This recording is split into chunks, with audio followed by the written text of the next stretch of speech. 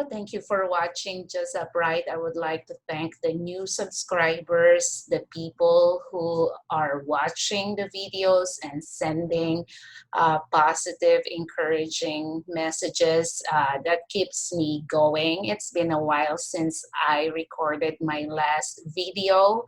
I've been trying to catch up with cleaning the house, basically, and other things like working and spending time with my family. So I took time right now today to discuss. It's actually very important to know the FCCPT service time or the duration for processing. So in this video and on my other videos, I'm not just gonna give you information like I'm not gonna give you fish. I'm gonna teach you how to fish.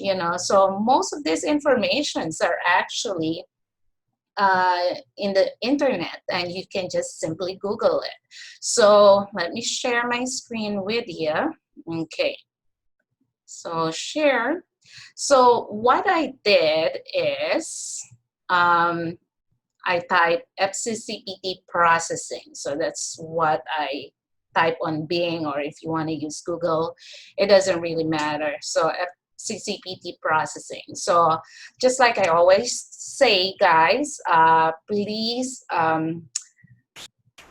be updated, or always check the internet for updates. So right now it's September 2020. So by the time you watch this video, there might be other updates on the website, specific website, FCCPT, FSBPT, or the specific state that you want to apply to. So this is just for demonstration purposes and how to find the information, but always go directly to the website for the exact updated requirements and information. Okay, so for FCCPT processing, so I click on that, and this is the one that shows up. So I will click here, fccpt.org. This is the official site of the FCCPT. So as you can see here, we scroll up, how to apply. So this is FCCPT, how to apply. So as you can see, if you scroll down here, you would see the different information. So here on the first paragraph, it says FCCPT allows 12 months from the time of application to receive all required documents for a selected service. If all documents are not received within 12 months of the application date, FCCPT will close the service and you must apply for reactivation to resume the service.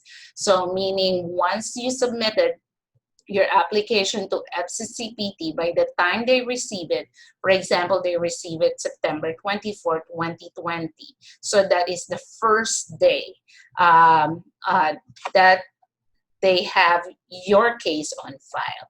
So you have until September 24, 2021 for all the documents to be completed, or else they're gonna close it, and then you have to pay again so that they can continue processing. So it is very important to gather all the documents that you need, to look and list all the documents needed by FCCPT, to coordinate with your school, to request for the documents, and for them to send the complete documents needed by FCCPT. Okay, and if you're applying for type 1, for you to take the TOEFL examination, if it is needed by the state, or by the specific, if you're applying for type 1 with visa screen certification, they need the result of your TOEFL. So within 1 year, you have to take the TOEFL examination, pass the TOEFL examination, so that the result of your examination for English will be forwarded by the TOEFL office, or the Prometric, the one that handles the giving the examination for TOEFL, okay, and submit it to FCCPT. So you have 1 year to complete all of those documentations. So if you are applying for a type 1 comprehensive review, so this means that they're going to do the visa screen certification, meaning they're gonna see if the curriculum, if you're missing any curriculum, and because credentialing, as we discussed in previous video, is just looking if your curriculum is by par at the same level as the US required curriculum. Okay, so you can be a graduate of bachelor's degree way back then, and then you are missing some. When I applied for FCCPT, they were requiring master's degree or subjects. So I have to take additional courses like cultural competence and stuff like that, pharmacy and whatnot. Okay, so you have to take additional curriculum so that even though you're graduate of bachelor's, you can upgrade your curriculum into a master's degree. And there are schools in the Philippines offering, courses for bachelors to have more subjects to upgrade into a master's subjects required by FCCPT. Okay, so and another part of this type 1 review is the visa screen certification. So with type 1 comprehensive credentials review, again, as a summary, it will assess your curriculum if it is at the same level as the required curriculum, current required curriculum of the US. At the same time, it will assess your ability to speak in English, to communicate in English, read and write. So you have to take the TOEFL examination. Okay. So as I discussed in my other video, it depends on your state. Your state might process your application for licensure, even though you don't have your TOEFL yet. They can if you submitted all the required documents, then you pass the examination, they can process your license and give your license to you.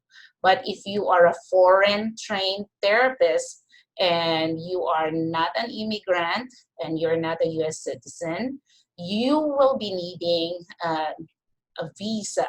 So either a working visa or an immigrant visa for you to be able to practice in the US. So the US immigration requires for any healthcare worker to have a visa screen certification or healthcare worker certificate.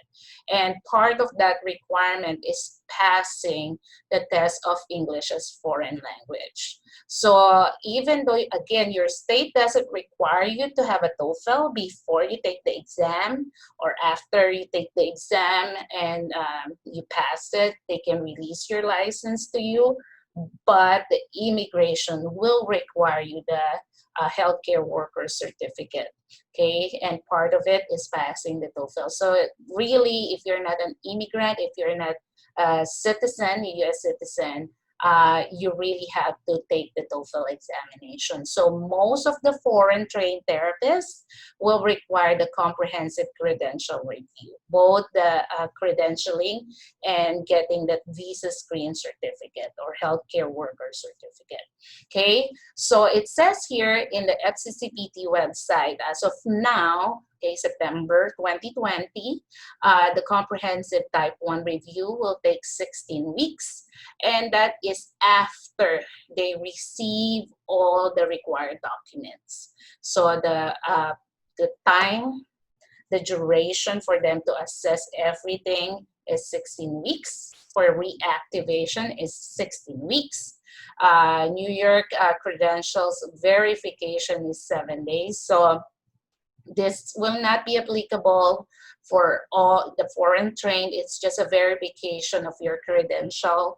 Again, most foreign trained will require the type 1 review. But again, do your own research. It depends on your unique situation and status, which one will apply to you. Okay, reevaluation of type 1, educational credentials review.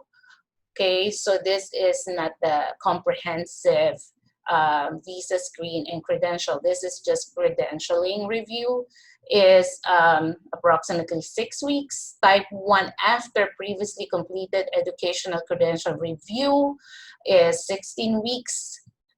Coursework tool version update is 16 weeks. Duplicate report is 15 days. Type 1 renewal is 15 days. So type 1 renewal, you have to do this if your type 1 expired and you're still in your country, just like what happened to me. So I used CGFNS then, and it expired. After 5 years, it expired and I was still in the Philippines, so I have to apply for renewal. Okay. USCIS status letter, 15 days. Expedited is 5 days. Certified documents is 15 days. So you can all see here in the FCCPT website. Okay. So all of this are all useful information. So just like going back here, if you can, you want to Google, let's try it. How to apply FCCPT. So if you do that, how to apply, click that, CPT, and it will take you also to this website. So I hope that will help. Thank you so much for watching, and remember to hit the subscribe button below. It is for free for the latest video updates. Thank you for your support and stay blessed.